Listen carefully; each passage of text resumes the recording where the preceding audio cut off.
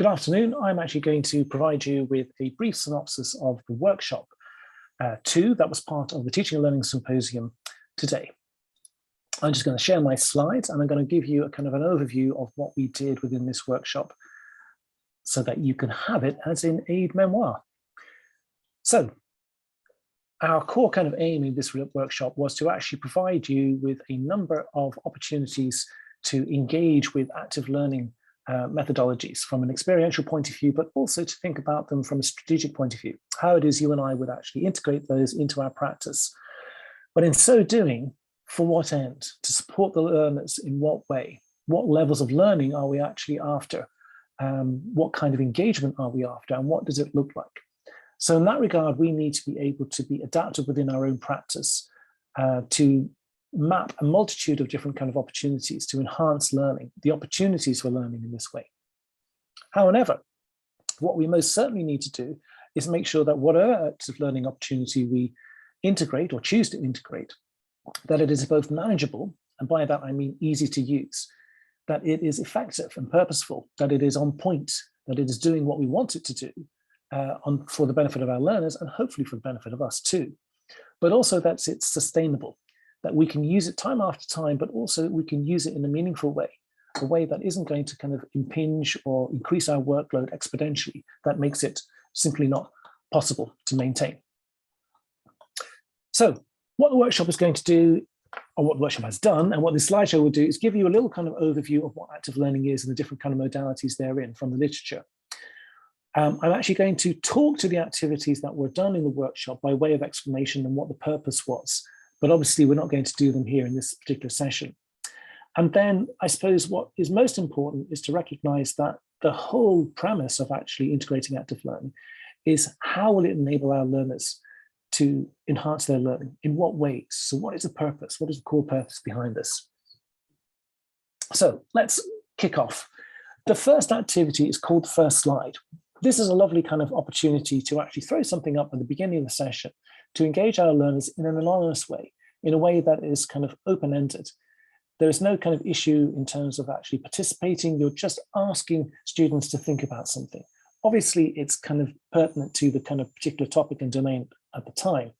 And you're trying to kind of draw out of them what it is that you wish them to be able to think about. And maybe it acts as a catalyst to the beginning of the session and what it is that we will actually kind of undertake therein. So moving on in terms of what actually active learning is. So I suppose what this particular paper actually is rather nice because it looks into a multitude of different forays into active learning, and it disseminates what are the kind of core components. And I suppose the definition that it gives is simply to offer active learning opportunities to promote student engagement. It's lovely, it's big, it's broad, but it doesn't tell us that much. But what it does tell us is that there is a way of enhancing learning, of enabling our learners to become actively engaged, to empower them. And what does this actually look like? Well, in one way, it perhaps enables our learners to become creative, to actually kind of engage in creative process. It enables them to foster a different array of skills other than the discipline domain, to develop those transversal skill sets and skills for life beyond the kind of particular program that they may be involved in. But most importantly, there is always an opportunity to engage in authentic, in practice-based activities, things that are tangible and real world, that will actually kind of stand to them, both in terms of their learning, perhaps through research, through clinical placements, but also in terms of what that means to their future profession and who they may be. Another perspective upon active learning is to think about it from a student-centered perspective. And this actually is very much important when we think about our curriculum design. And I suppose what student-centered learning actually does is enables the students to become the author of their own destiny, that self-determination to recognize their agency and what it is they wish to do and how they want to do it. And how they want to do it may materialize in a constructive means by collaborating and discussing and interacting with peers and leveraging that knowledge, that experiential knowledge that they already have, and making it meaningful. But another piece to the puzzle of this is to make certain that they have the opportunity to create something, to apply something, to make something real from their learning. And that idea of constructionism and mapping the skills that they have acquired into something tangible and real world is really important, both from a motivational perspective, but also from a learning perspective, because it gives an opportunity for engagement at a whole nother level. So what does the classroom look like in this regard? In reality, there are loads of different modalities that you and I can use. And if anything, it should be a clarion call to provide an open and engaging session. And that happens in a multitude of ways, both from asking open-ended questions to providing opportunities to interact with peers, to creating problems, to challenge the students' agency, their hegemony of ideas and concepts, and to actually enjoy the learning process. So there's a lovely kind of milieu of different kind of activities that you and I can use. But what is evident from the literature is that there are particular kind of domains and dimensions about what our students wish and what it is they want to do in regard to active learning and engagement. And in one way, what we're trying to do here is enable them to become, self-regulate their own learning, to recognize what and why they do something, to buy into something from a collegial, collective, a social perspective, and recognize the impact and import of what it is they might do, but also to challenge them. And I suppose to kind of quote the kind of problem-based learners amongst us, to use that notion of hard fun as a way of actually kind of buying into something, to kind of have the threshold concept to challenge one's belief structure. And getting through that is often cathartic, an enjoyable piece whereby you suddenly realize that, yes, it was hard to do, but now I know why, and now I know the impact of that. So having that kind of overarching kind of cognitive piece is really important to challenge our learners, both from a metacognitive perspective, but also from the individual perspective. Icebreakers. So here is our second activity. So the first one was simply an anonymous open-ended question to provoke, challenge, and invite students to engage. This one is about the social interaction. And icebreakers are often used at the beginning of a session, but of course they can be used at any time to re-energize a given session. In this particular instance, we're inviting not only students to kind of introduce themselves, but also to actually undertake a particular task, i.e. we're giving clear direction about what that icebreaker is. In this instance, it's the modality of actually showing your hand. It's a little bit of kinesthetic physical activity. So it's not just chatting, it's actually kind of giving them a countdown, giving them a visual cue, both in terms of a face-to-face setting, but also in an online setting. In an online setting, what this begets is for someone to actually turn on their camera if they haven't already done so. So it's a nice surreptitious way of making sure that everyone is engaged and enabled in this particular activity. So what might be the characteristics of active learning that are emerging? So increased engagement, obviously, but what does that look like? We will come momentarily to different kind of means and modalities about how it is and what it is you might choose to do that. The emphasis on skills development, absolutely, but at what level? Again, we'll look to that in a moment about what that might mean and how we can develop that out. Increased motivation, that agency, that self-determination, that individualization of one's learning is at such a motivational hook in any realm, and having authentic activities and professional tasks that mean something. The other piece that comes out of active learning is the opportunity to provide feedback, immediate feedback. Many of the activities that will actually occur are going to be, in their nature, formative. They're going to be assessment of and for learning. So thus, there is an opportunity, a real opportunity to capitalize on that and give our learners immediate feedback about how well they're doing, what it is they've done, and what it is they've yet to do. And the final piece, the higher order thinking. Active learning instills in its nature part of a continuum, a process of learning, from understanding the core concepts and the materials, to identifying them, to analyzing them, to breaking them asunder and creating something new. And to have that metacognitive approach is most evident for our long-time learners. And that's really important in terms of coming out of a program perspective and not only just kind of modular perspective. So next activity up.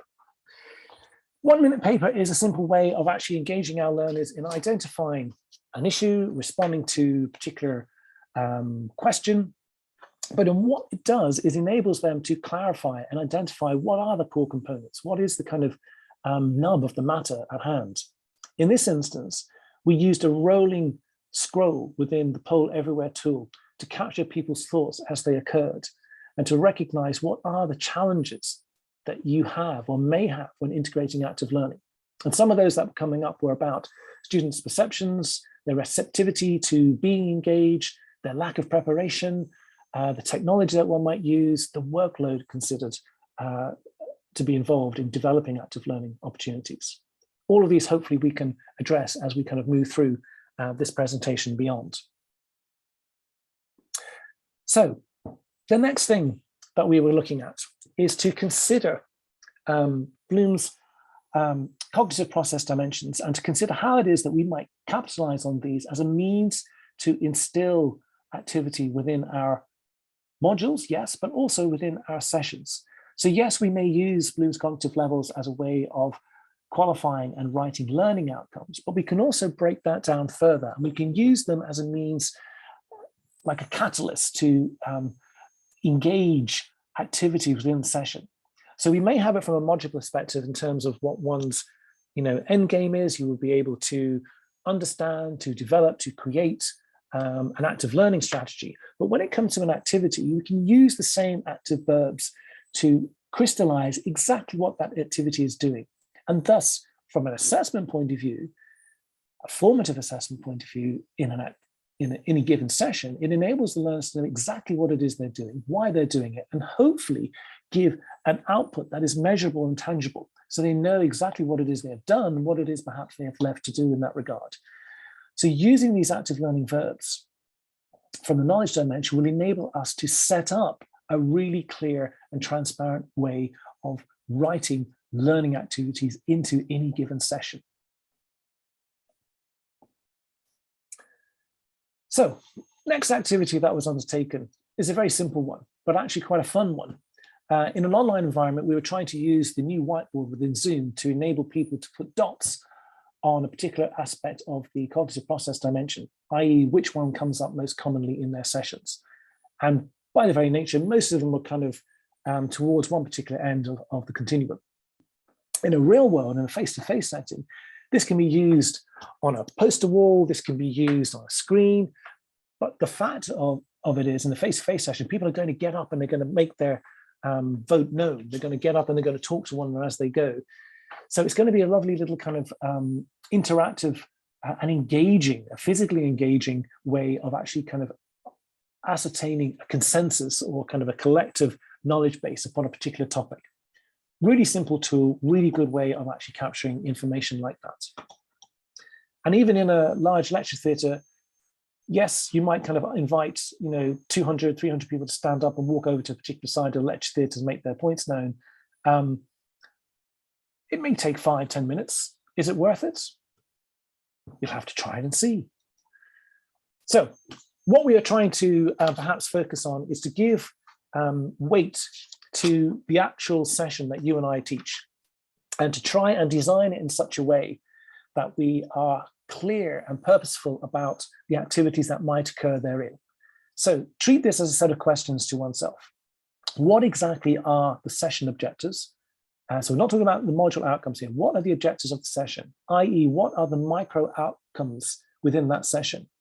So for argument's sake, for this particular session, I could say that one of the micro outcomes is to introduce the way or means to consider how to design a session, and then to identify the particular elements thereof, and maybe even to hierarchically decide which one is most important, and so forth. So identify, hierarchically decide, those kind of active verbs immediately beget a particular activity in your mind. How will they do this? What is it that they will do? Will they write something? Will they discuss something? Will they create a poster? Will they respond to a poll? And that's really important because that there is the activity. But more importantly, from an assessment point of view, that's a formative opportunity because you can see the learning occurring. You can see the result of what has happened from that activity. And so can the learners. From a plenary point of view, they will see, or norm reference, they will see what it is they have done in comparison to their peers. You and I can reconsider or realign what it is they need to know if they're off piste, so to speak. But that's a really kind of fundamental and lovely opportunity for formative activities within a session. So think about that clearly. Think about what it is you would like to do and how you would like to do that.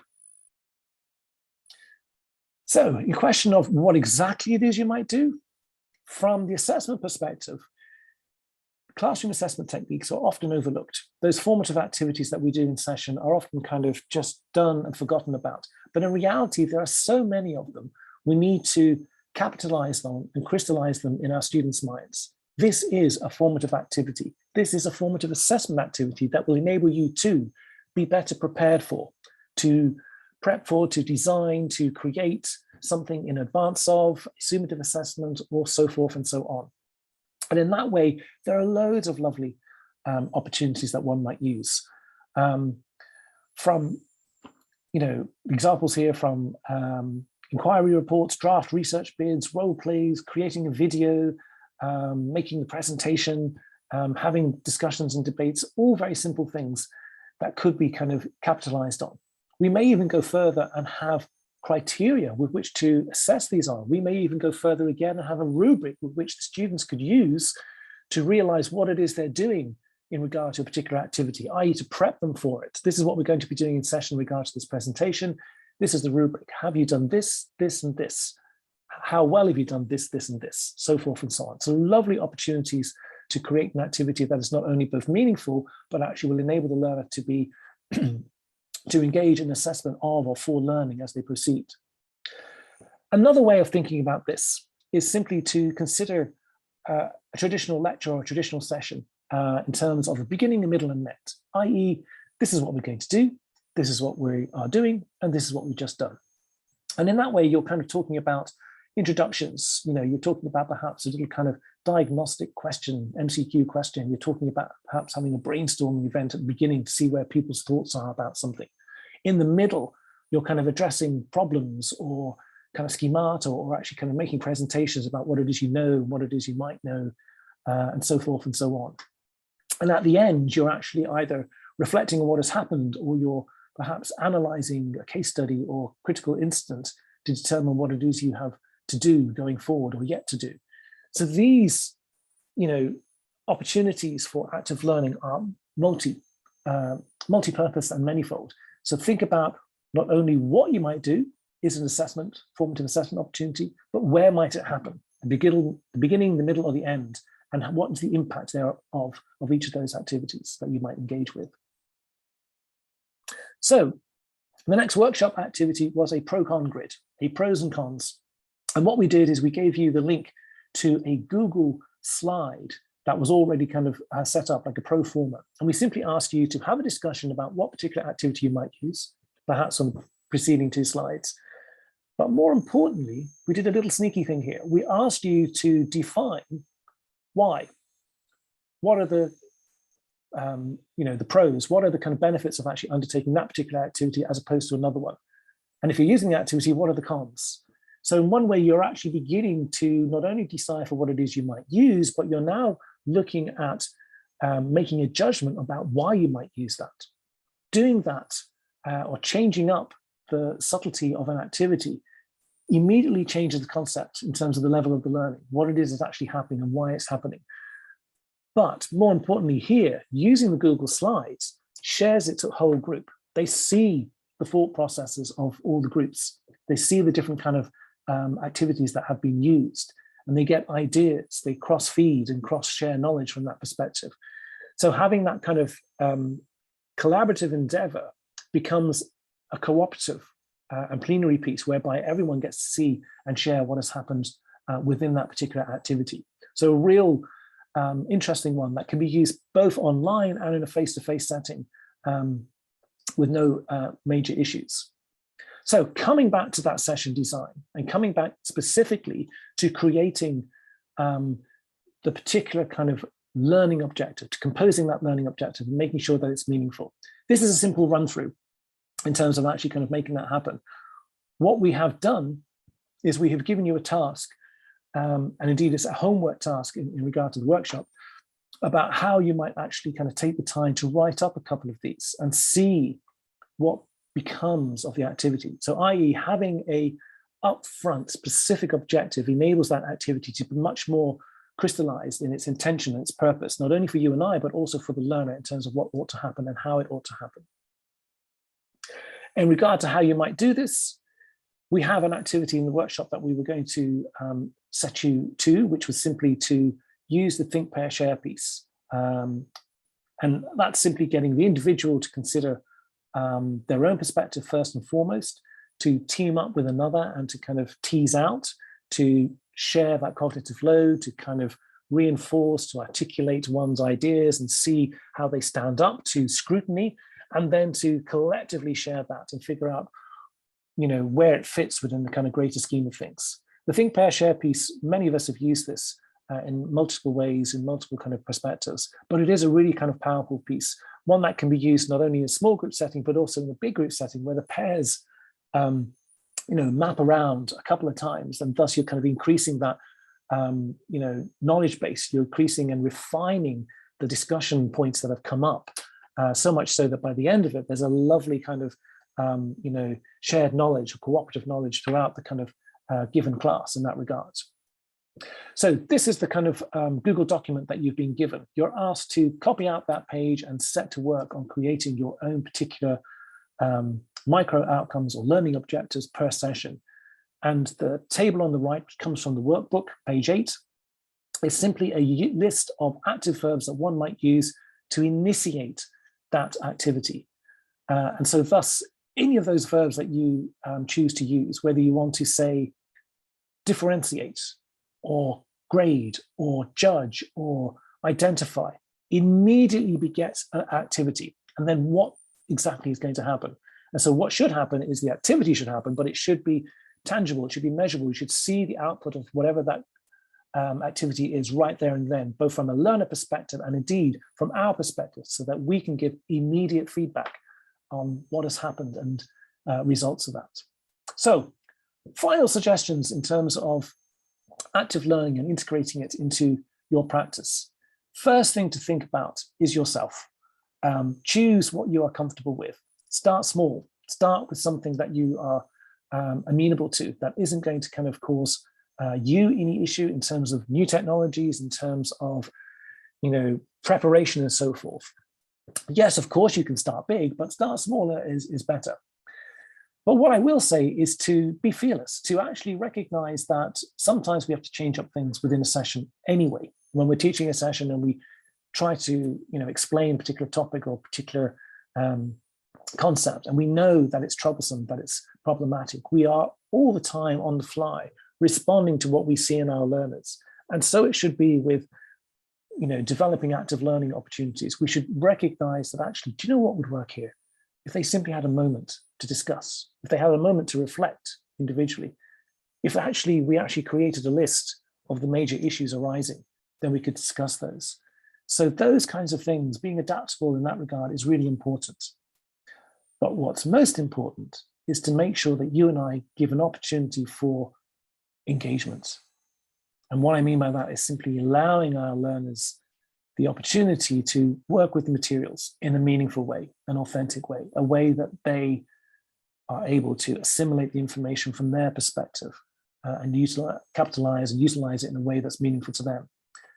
To work with their peers towards a particular end, i.e. a clear activity, a clear formative activity that will enable them to prepare, to design, to prep for something. And also, in all of these endeavors, what happens by the by is that you and I become center stage. So it's not that we let our students go and do an activity on their own.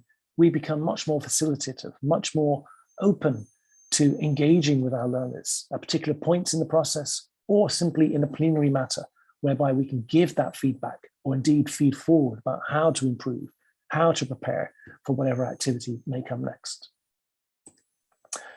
So final task of the workshop was a 30 seconds, not even a 1-minute paper, a 30-second reflection, quick thought. What might be the most beneficial activity for your learners? And more importantly, how can you actually make it happen? Simple things are often best left that way. So The slides are available. The workbook is available. If you have any questions for either Leonie or I, please don't hesitate to make contact with us. This video will be available post-session. I hope you enjoyed the workshop if you were there. If you didn't, feel free to have a go at the activities. The links will be available after the session for all to engage with. So take care. I hope you enjoyed the 2022 Teaching and Learning Symposium, and we hope to see you soon.